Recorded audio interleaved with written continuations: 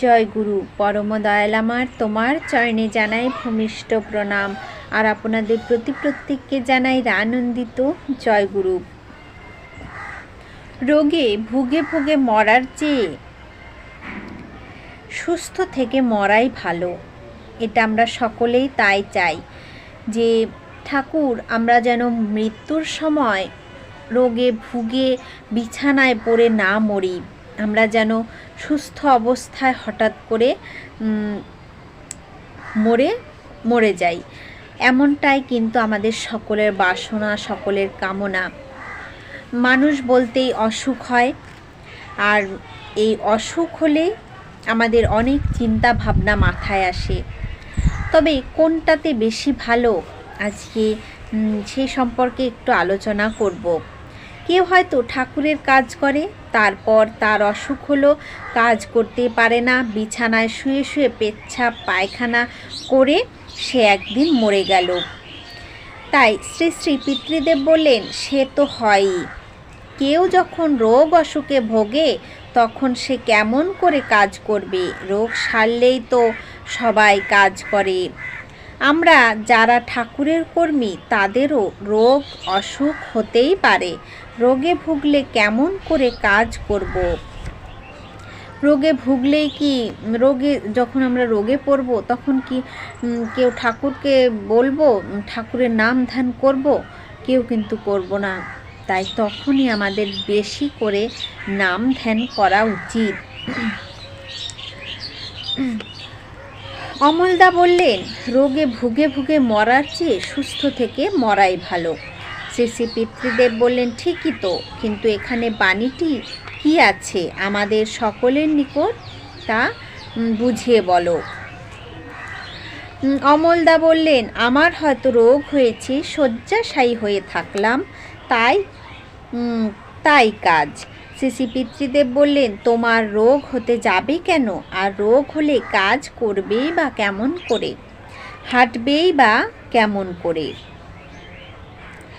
এরপর অমলকে নিরুত্তর দেখে তিনি বোধি ব্যাসকে একই প্রশ্ন করলেন। তিনি বললেন, মানুষ একদিন না একদিন মরে। ঠাকুর বলছেন, তুমি যে বসে আছো, শুয়ে আছো, এভাবে বসে শুয়ে কাটিয়ে মরার চেয়ে কাজ করো। শুয়ে বসে পেচ্ছাপ পায়খানা করে সময় কাটিয়ে লাভ কি? মরতে তো হবেই একদিন। শুয়ে বসে আলসেমি করে রোগগ্রস্ত হয়ে মরার চেয়ে কাজ করো, ইষ্টের কাজ করো। হেঁটে মরা মানে কাজ করতে করতে মরা। আমরা যে বলছি রোগে ভুগে না মরে হেঁটে হেঁটে মরব, হেঁটে মরা কি হেঁটে যাচ্ছি সেরকম মরা? একদমই নয়। ইষ্টের কাজ করে যে মরণটা হয় সেটাই হচ্ছে হেঁটে মরা। মৃত্যু তো জীবনের শেষ, জীবনের পরিণতি। সেই অবস্থায় পৌঁছানোর আগে ইষ্ট কাজ করে যাও, সকলের যাতে কল্যাণ হয় সেরকম কাজ করো।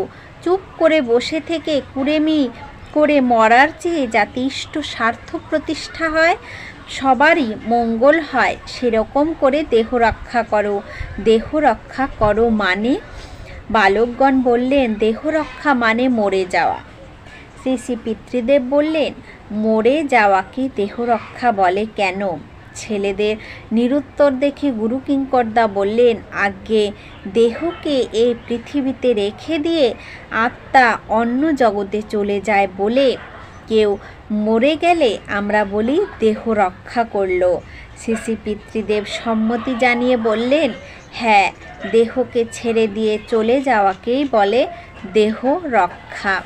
তাই আমরা রোগে ভুগে মরার চেয়ে কিন্তু হেঁটে মরা অনেক ভালো। রোগে ভুগলে আমরা বিছানায় পড়ে যাব, পায়খানা পেচ্ছাপ সেখানেই করতে হবে, আমাদের সেখানেই থাকতে হবে। কি অসহ্যকর একটা ব্যাপার। তাই আপনারা সকলেই হেঁটে মরার চেষ্টা করুন, কেননা রোগে ভুগে যদি আমরা মরি অনেক রকম অসুবিধা। তাই এখানে হেঁটে মরার কথা বলতে আমি বললাম, এখানে ঠাকুর বলেছেন যে শ্রী শ্রী পিতৃদেব বলেছেন যে হেঁটে মরা হচ্ছে আমরা ঠাকুরের কাজ করতে করতে। যে মরাটা হয় সেটাকে হেঁটে মরা বলে। তাই আমরা প্রত্যেকে যদি ঠাকুরের কাজ করি, অবশ্যই ঠাকুরের কাছে আমরা নির্বিঘ্নে যেতে পারি। তাই জানি না কেমন বুঝেছেন, বোঝাতে পেরেছি কি না।